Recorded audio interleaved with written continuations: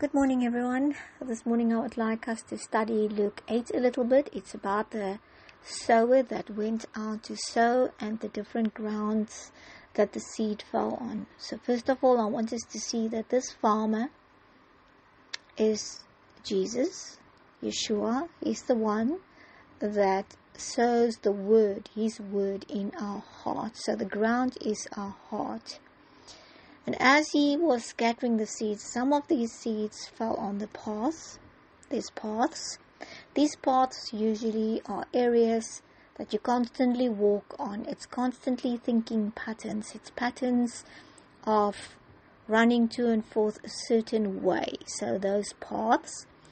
And it gets trampled by the way you think, trampled by the way you reason. So the seeds in this that is falling on the paths cannot really enter into the ground.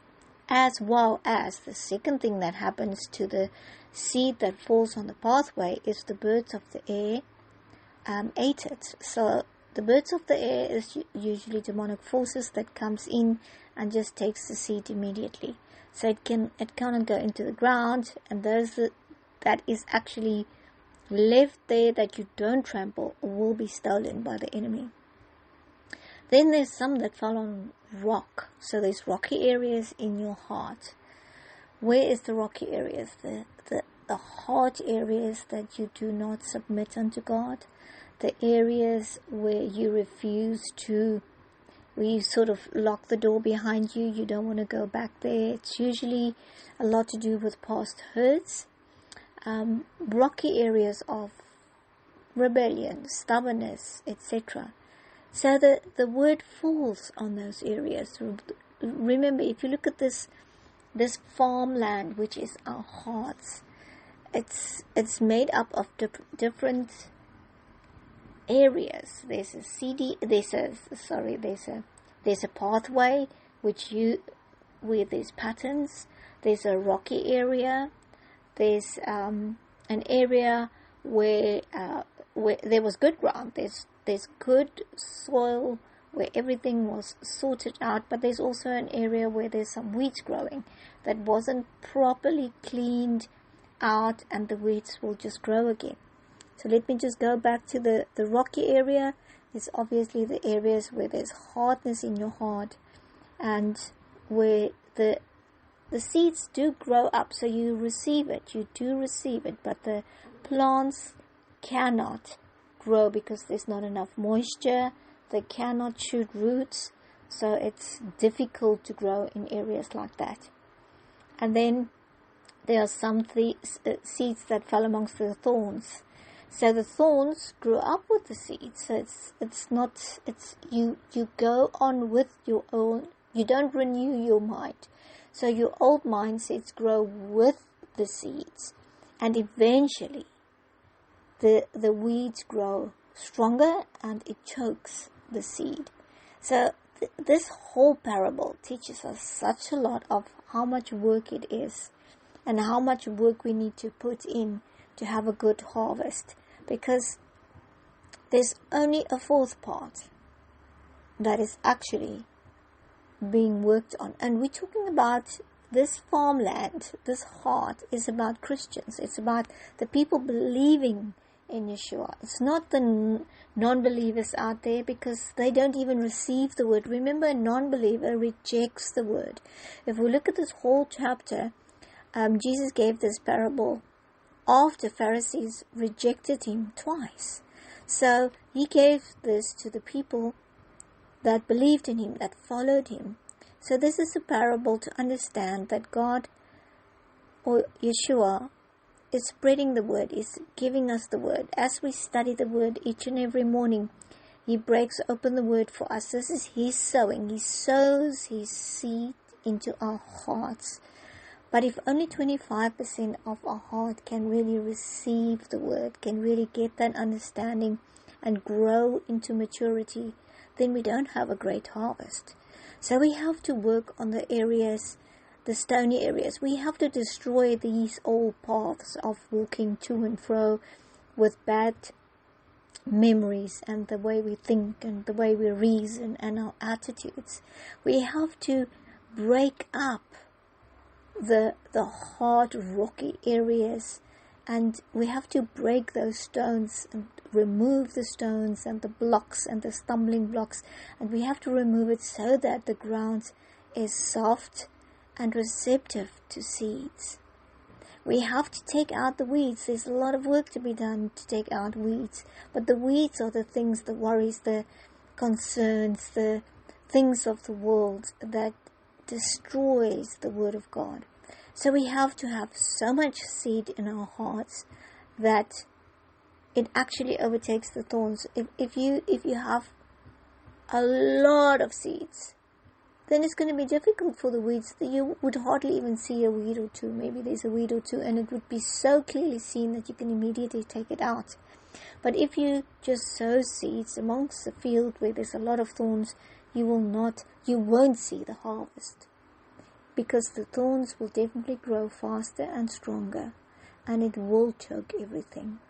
So if we look at the things that we need to do, and this is our work, God is the one sowing that seeds. He's putting it in our hearts.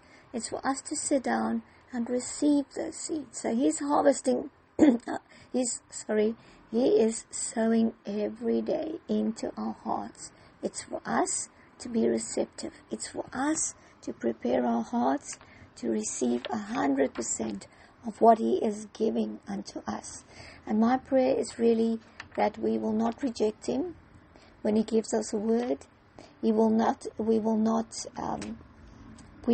refuse to work on the hardness of our hearts. We will destroy the paths of our own ways of thinking, so that we will actually be encouraged by every little word that we get. Not always see it, it's for you, it's for us. It's not for someone else, it's yours to take. That we will be instructed from every paragraph He gives us to read, that we will really meditate on that instruction, that we will read every page of warning, that we will look at the history of the story, and we will understand that that warning is just as much as for us as it was for the Israelites, because the Word is filled with parables that we can make our own today, and that we will really be able to grow, to take root, to grow strong in fertile soil, to be able to be strong and mature in the Lord. There's only this one way. We cannot allow the old things of the past, the rocky areas in our lives. We cannot allow these paths that we will just trample the seeds. We cannot allow the enemy to come and steal the seeds. So we have to cover ourselves in prayer, and we have to know how to pray to protect ourselves from the birds of the air coming to steal the seeds. We have to know how to pray to constantly walk in forgiveness, constantly walk in love, because those are the tools that will break up the stony ground. We have to renew our minds every single day. That is the paths that we need to destroy. Romans 12 verse 1 and 2. We have to be transformed by the renewing of our minds every single day by the Word of God. We have to destroy those old paths, because it's going to become hard, and it will destroy the seeds that needs to go in there and to grow there and to bring forth a harvest to all of us. So guys, I really want you to think a bit on what I'm saying on these 4 areas in your heart. Meditate on it and do some self-reflection and look at your own heart and see how much good ground is there, how much good soil is there, how much of the 5 facets do you have filled with hard rock, old paths. Maybe financially you have one way of thinking and you struggle with that, and whatever you hear doesn't really encourage you, because you're always going back in the past, and this has happened in the past, and so you have to destroy those things. And I really hope that over this weekend, specifically today, that you will really get to a place of quietness, stillness, knowing that God is in control in your life, and that He will direct you. But you must be the one to submit unto Him fully. You must be the one that receive what He is giving you. He is giving to all abundantly. If you ask Him wisdom, He gives those seeds of wisdom abundantly. But it's your heart that is stony, that is full of your own pathways of thinking, that is full of thorns. And the fact that you have a little bit of good ground that's the reason for being a Christian. That is why you are listening to this podcast. But if it's enough to make you walk in victory, no. You have to make sure that your whole heart is good ground. Shabbat Shalom to you all, and have an awesome day.